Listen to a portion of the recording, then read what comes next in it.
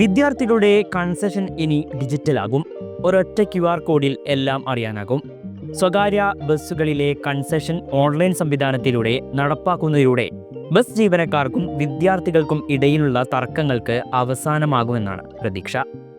Concession digital ആകുന്നതിലൂടെ വിദ്യാർത്ഥികൾക്ക് തർക്കരഹിതമായ bus യാത്ര സാധിക്കും. MVD ലീഡ് മൊബൈൽ ആപ്ലിക്കേഷനിലൂടെ കൺസെഷൻ ഓൺലൈൻ സംവിധാനത്തിലേക്ക് മാറ്റാനാണ് നീക്കം. നിലവിൽ പദ്ധതി പ്രാരംഭഘട്ടത്തിലാണ്. എന്ന് നടപ്പിലാകുമെന്നും വ്യക്തമല്ല. പ്രാബല്യത്തിലായതിന് ശേഷം ഈ ആപ്ലിക്കേഷനിലൂടെ വിദ്യാർത്ഥികൾക്ക് കൺസെഷനായി അപേക്ഷിക്കാനാകും. ആപ്ലിക്കേഷനിൽ രജിസ്റ്റർ ചെയ്യുന്ന വിദ്യാർത്ഥി യാത്ര ചെയ്യുന്ന റൂട്ട് വ്യക്തമാക്കി അപേക്ഷ നൽകണം.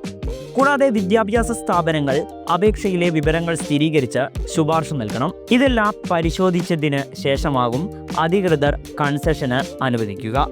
ഇതിന് ശേഷം കൺസെഷൻ കാർഡിന്റെ QR കോഡ് പ്രിന്റ് എടുത്ത് ബസ് യാത്രയിൽ ഉപയോഗിക്കാം. ബസ് കണ്ടക്ടർ ഈ QR കോഡ് സ്കാൻ ചെയ്യുന്നതിലൂടെ കൺസെഷൻ വിശദാംശങ്ങൾ ലഭ്യമാകും. കൺസെഷനുമായി ബന്ധപ്പെട്ട് ബസ് യാത്രയിൽ ഉടലെടുക്കുന്ന തർക്കങ്ങൾ പരിഹരിക്കാനാകുമെന്നതാണ് ഇതുകൊണ്ടുള്ള ഗുണം. തുടക്കത്തിൽ സർക്കാർ അംഗീകൃത സ്കൂളുകളിലെ വിദ്യാർത്ഥികൾക്ക് മാത്രമാണ് ഈ സേവനം ലഭ്യമാകുകയെന്ന റിപ്പോർട്ടുകളുമുണ്ട്.